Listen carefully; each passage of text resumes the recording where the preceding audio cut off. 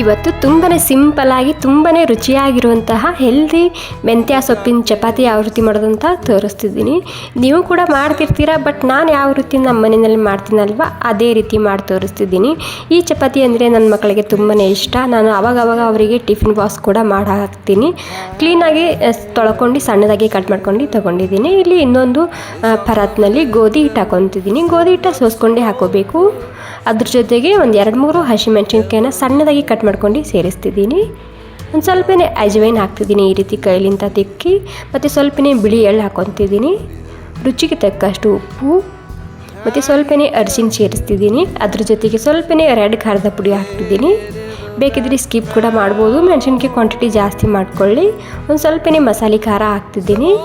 ಈ ಮಸಾಲೆ ಖಾರ ಇದ್ದರೆ ಹಾಕ್ಕೊಳ್ಳಿ, ಇಲ್ಲಾಂದರೆ ಸ್ಕಿಪ್ ಕೂಡ ಮಾಡ್ಬೋದು. ಇಲ್ಲಿ ನಾನು ಒಂದು ಆಲೂಗಡ್ಡೆಯನ್ನು ಬೇಯಿಸಿಟ್ಕೊಂಡಿನಿ. ಈ ರೀತಿ ತುರ್ಕೊಂಡು ಹಾಕ್ಕೋಬೇಕು. ಈ ರೀತಿ ಆಲೂಗಡ್ಡೆ ತುರ್ಕೊಂಡೇ ಹಾಕ್ಕೊಳ್ಳಿ.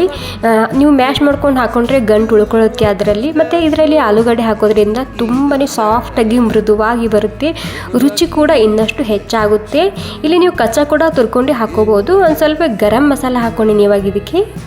ಮತ್ತು ಒಂದು 2 ಚಮಚ ಕಡಲೆ ಹಿಟ್ಟು ಹಾಕ್ಕೊತಿದ್ದೀನಿ. ಈ ಕಡಲೆ ಹಿಟ್ಟು ಹಾಕೋದ್ರಿಂದ ತುಂಬಾ ಕ್ರಿಸ್ಪಿಯಾಗಿ ಬರುತ್ತೆ ಈ ಪರಾಟ. ಹೀಗಾಗಿ ಮಿಕ್ಸ್ ಮಾಡ್ತೀವಿ. ಒಂದು 2 ಚಮಚ ಕಡಲೆ ಹಿಟ್ಟನ್ನ ಹಾಕ್ಕೊಳ್ಳಿ, ತುಂಬ ಟೇಸ್ಟಿಯಾಗಿ ಬರುತ್ತೆ. ಇವಾಗೆಲ್ಲ ಸಾಮಗ್ರಿ ಮಿಕ್ಸ್ ಮಾಡ್ಕೊಂಡು ಈ ಮೆಂತ್ಯ ಸೊಪ್ಪನ್ನ ಸೇರಿಸ್ತಿದ್ದೀನಿ. ಇಲ್ಲಿ ಮೆಂತ್ಯ ಸೊಪ್ಪು ನಿಮ್ಗೆ ಎಷ್ಟು ಬೇಕಷ್ಟು ಹಾಕೋಬೋದು. ಮೊದಲಿಗೆ ಇದನ್ನು ಒಂದು ಸಲ ಮಿಕ್ಸ್ ಮಾಡ್ಕೊಂಡು ತೊಗೊತಿದ್ದೀನಿ. ಬೇಕಿದ್ರೆ ಒಂದು ಸ್ವಲ್ಪ ಮೊಸರು ಇದ್ದರೆ ಮೊಸರು ಹಾಕೋಬೋದು. ಇದಕ್ಕೆ ಇನ್ನಷ್ಟು ಸಾಫ್ಟಾಗಿ ಮೃದುವಾಗಿ ಬರುತ್ತೆ ನಾವು ಮಾಡುವಂತಹ ಈ ಮೆಂತ್ಯ ಸೊಪ್ಪಿನ ಚಪಾತಿ. ಏನಿಲ್ಲ, ನೀರು ಹಾಕ್ಕೊಂಡು ಸ್ವಲ್ಪ ನೀರು ಹಾಕ್ಕೊಂಡು ಇದನ್ನು ಸ್ವಲ್ಪ ಗಟ್ಟಿಯಾಗಿ ಹಿಟ್ಟನ್ನ ನಾದ್ಕೋಬೇಕು. ಓಕೆ, ನಾದ್ಕೊಂಡಾಗಿದೆ. ಇದಕ್ಕೆ ಒಂದು ಸ್ವಲ್ಪ ಎಣ್ಣೆ ಹಚ್ಚಿ ಒಂದು 10 ನಿಮಿಷ ರೆಸ್ಟ್ ಮಾಡೋಕ್ಕೆ ಬಿಡ್ತಿದ್ದೀನಿ. ಮೊದಲಿಗೆ ನಾದುವಾಗ ಒಂದು ಸ್ವಲ್ಪ ಗಟ್ಟಿನೇ ನಾದ್ಕೊಳ್ಳಿ, ಯಾಕೆಂದರೆ ಇದರಲ್ಲಿ ಆಲೂಗಡ್ಡೆ ಸ್ವಲ್ಪ ಬೇಸನ್ ಹಿಟ್ಟು ಹಾಕಿರ್ತೀವಲ್ವ, ಹೀಗಾಗಿ ತುಂಬ ಸಾಫ್ಟ್ ಆಗುತ್ತೆ ಹಿಟ್ಟು. ಇಲ್ಲಿ ಒಣ ಹಿಟ್ಟು ನಾನು ಗೋಧಿ ಹಿಟ್ಟೆ ತೊಗೊಂಡಿದ್ದೀನಿ. ಮೊದಲಿಗೆ ರೌಂಡಾಗಿ ಲಟ್ಟಿಸ್ಕೊಂಡು ತೊಗೋಬೇಕು ಅಷ್ಟೇ. ಒಂದು ಸ್ವಲ್ಪ ರೌಂಡಾಗಿ ಲಟ್ಟಿಸ್ಕೊಂಡು ತೊಗೊತಿದ್ದೀನಿ. ತುಂಬಾ ಸಾಫ್ಟಾಗಿ ಮೃದುವಾಗಿ ಬರುತ್ತೆ. ಇದನ್ನು ನೀವು ಬಿಸಿ ಬಿಸಿ ಇರುವಾಗ ಹಾಗೆ ಕೂಡ ತಿನ್ಬೋದು, ತುಪ್ಪ ಹಚ್ಕೊಂಡು. ಅಷ್ಟು ರುಚಿಯಾಗಿರುತ್ತೆ. ಮತ್ತು ದಿನಾಲೂ ಚಪಾತಿ ರೊಟ್ಟಿ ಮಾಡ್ತಿರ್ತೀವಲ್ವ, ಸೊ ಈ ರೀತಿ ಒಂದು ಸಲ ಖಂಡಿತ ಟ್ರೈ ಮಾಡಿ ನೋಡಿ. ಮನೆಯಲ್ಲಿ ಎಲ್ಲರಿಗೂ ತುಂಬಾ ಇಷ್ಟ ಆಗುತ್ತೆ ಮತ್ತು ತುಂಬ ಹೆಲ್ದಿ ಕೂಡ ಈ ರೆಸಿಪಿ. ಮೆಂತ್ಯ ಸೊಪ್ಪು ಅಷ್ಟೊಂದು ಇಷ್ಟಪಡೋದಿಲ್ಲ, ಪಲ್ಯ ಮಾಡಿದರೆ ಮಕ್ಕಳು ತಿನ್ನೋದಿಲ್ಲ. ಸೊ ಈ ರೀತಿ ಪರೋಟ ಮಾಡಿದರೆ ಅವ್ರಿಗೆ ಕೂಡ ತುಂಬ ಇಷ್ಟ ಆಗುತ್ತೆ. ಬಿಸಿ ಬಿಸಿ ಇರುವಾಗ ಮೇಲೆ ತುಪ್ಪ ಹಾಕಿ ಅಥವಾ ಸೈಡ್ನಲ್ಲಿ ಒಂದು ಸ್ವಲ್ಪನೇ ಮೊಸರು ಹಾಕಿ ಕೊಡ್ಬೋದು ಮಕ್ಕಳಿಗೋಸ್ಕರ ಆದರೆ. ಓಕೆ ನೋಡಿ, ಇವಾಗ ಸ್ವಲ್ಪನೇ ನಾನು ಮತ್ತೆ ಇದನ್ನು ಆಟಿಸ್ಕೊಂಡು ತೊಗೊಂಡಿದ್ದೀನಿ. ಜಾಸ್ತಿ ತೆಳ್ಳು ಕೂಡ ಇರಬಾರ್ದಿದ್ದು.